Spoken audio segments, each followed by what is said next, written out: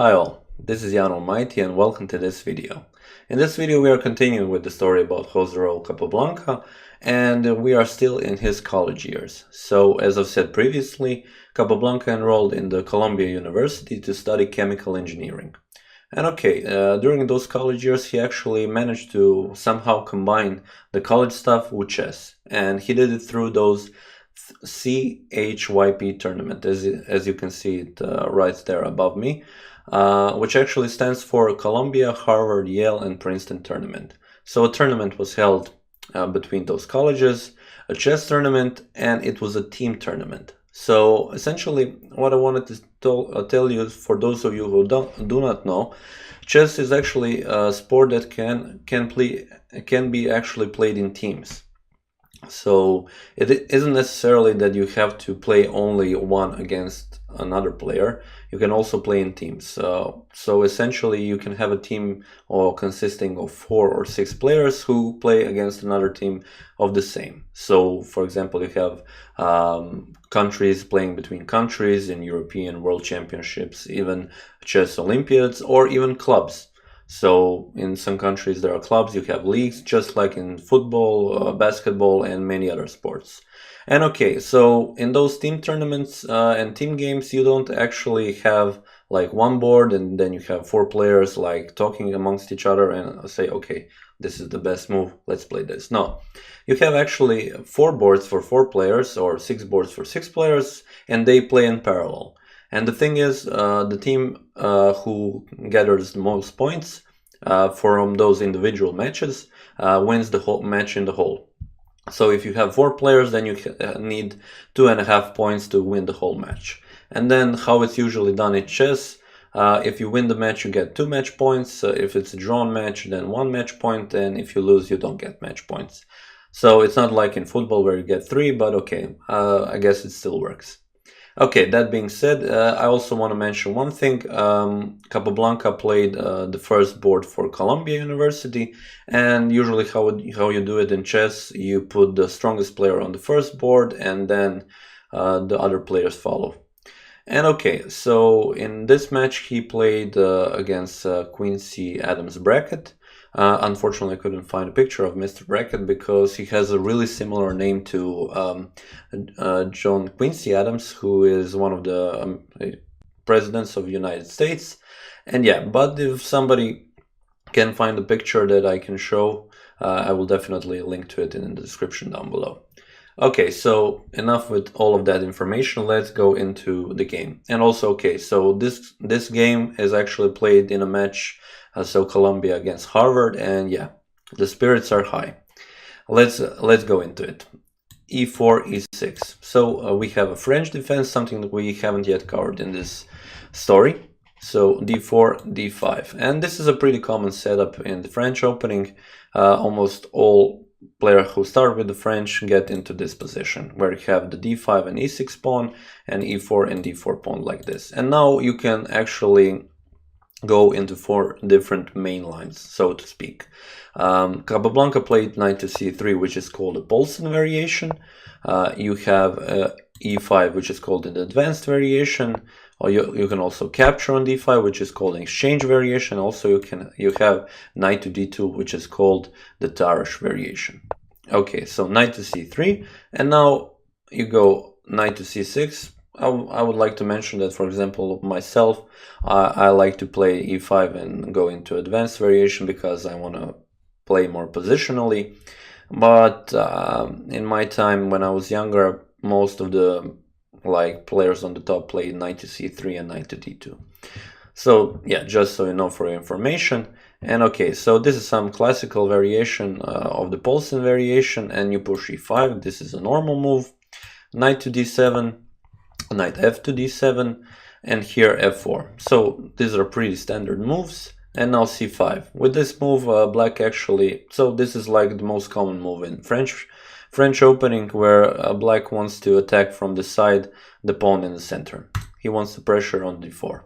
And now Capablanca actually doesn't play the move that is usually played nowadays, he plays d takes on c5. And you could argue that this is a bad move, because essentially you moved your pawn from the center, you left this square, one of the main squares in the chess game, wide open for black. And yeah, now when black takes bishop on c5, arguably he made a very good move, and he essentially what he did, he equalized the position already after 6 moves. Not the best play for white, but okay. Capablanca isn't lost or anything. I just want to show you quickly. So a main variation would go something like this. As you can see, the whole point is to actually hold the d4 pawn and then just to develop. There are some variation where you can capture on b2, but this is much analyzed variation, which actually goes to the draw in the end.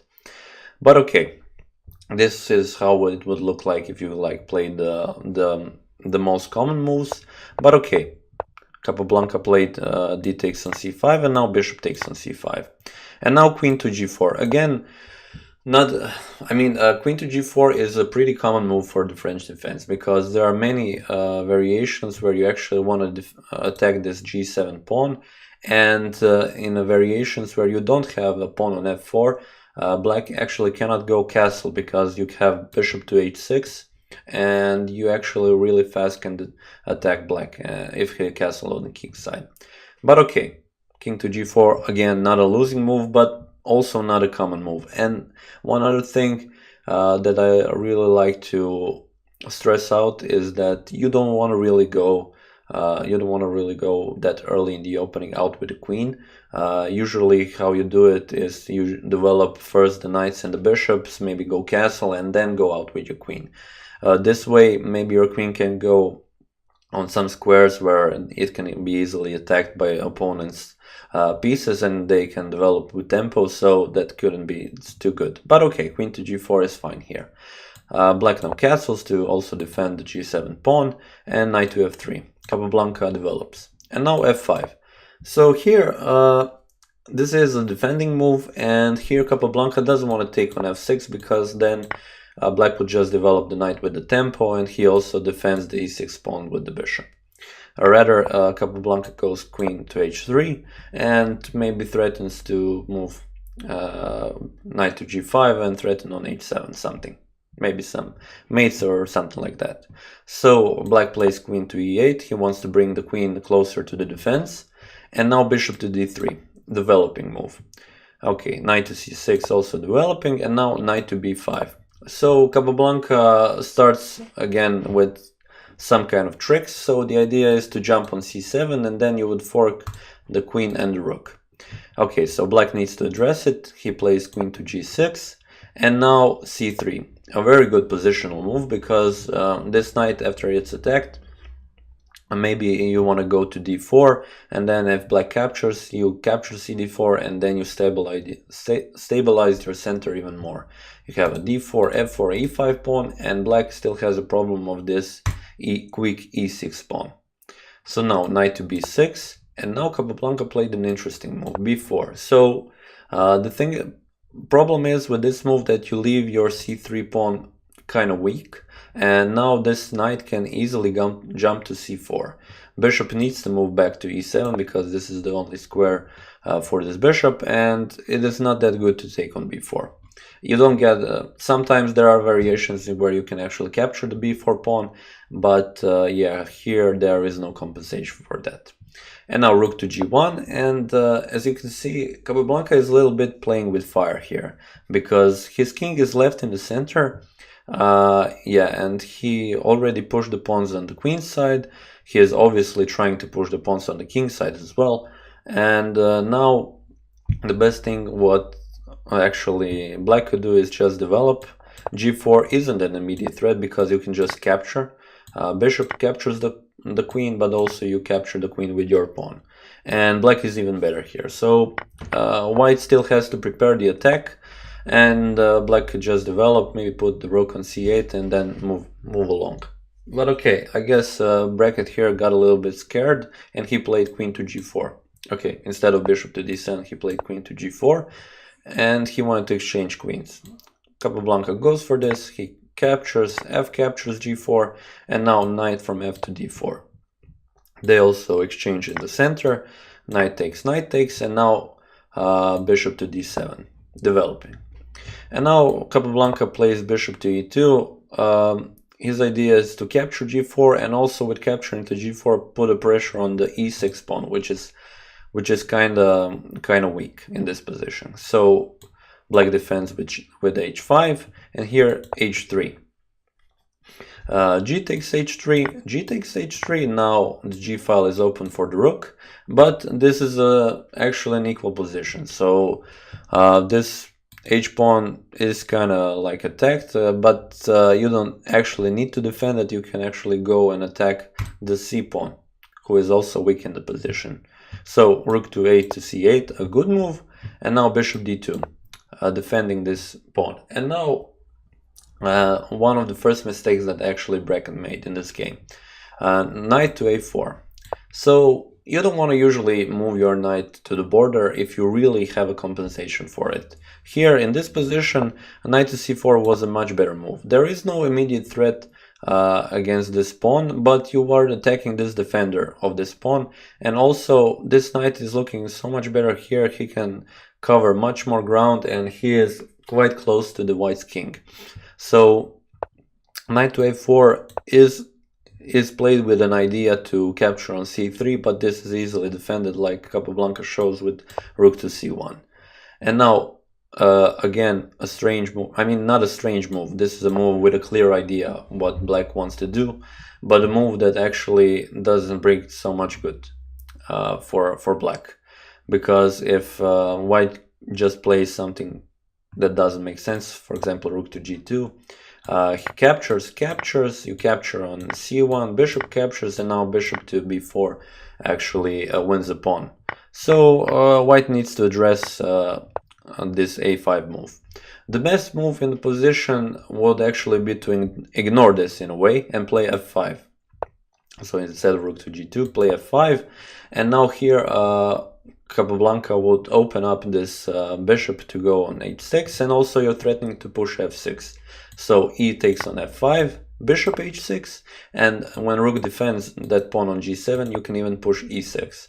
And as you can see, white is better here. He is making a lot of threats, and yeah, I don't think that black has enough time to actually do something on the queen side. But okay, Capablanca actually, instead of f5, he took on a5. And now here again, I mean, this isn't the best move, and now actually black could have played knight to c5, and then after that play knight to e4, and you can see how much this knight would be stronger on e4 than on a4. Capablanca left him this idea when he captured on a5, but okay. He didn't go for it, he actually played bishop to a3. And now Capablanca just moved rook to b1, threatening to take on b7. And yeah, this is essentially a much better position for white. And here, actually, Brackett missed the whole idea. Much better would it be to defend this pawn, but he just captured on c3. Bishop captures on c3, and now rook captures on c3. And after that, rook captured on b7. And this is a winning game for white now, because you have a passed a pawn, and yeah. So I'm showing you this so that you know that you have to really take care of your positional moves. Moving the knight on the border, also your bishop on the border. The thing is, this c3 pawn was a weak pawn on the white side, and you are not in a hurry to capture that kind of pawn. You should always take care of the most important pawns. So white with capture on an a5 has a much stronger pawn if he captures on b7. And that was the whole thinking. Should have been the whole thinking here. So yeah, if this pawn is much stronger, I should defend it and not leave it be. And now the game continues. Okay, 10 to 15 moves, but essentially black could have resigned already now.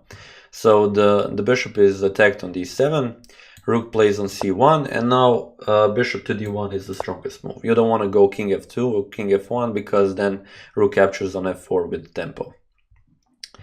Here, then rook takes on f4 nevertheless, and knight to b3, attacking the rook and also still threatening to take on d7.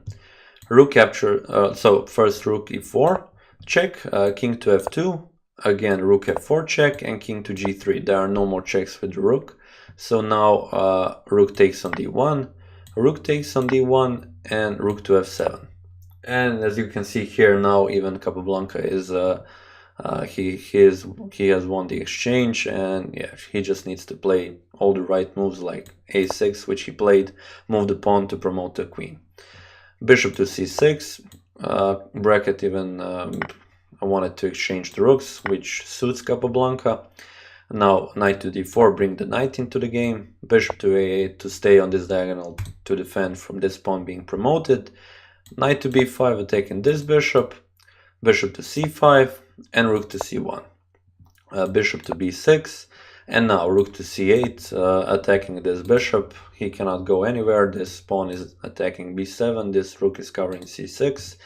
Brackett pushes d4, so rook captures on a8, d3, and king to f3. You are now in the square of this pawn. You can actually move and capture it, and in this position Brackett resigned the game.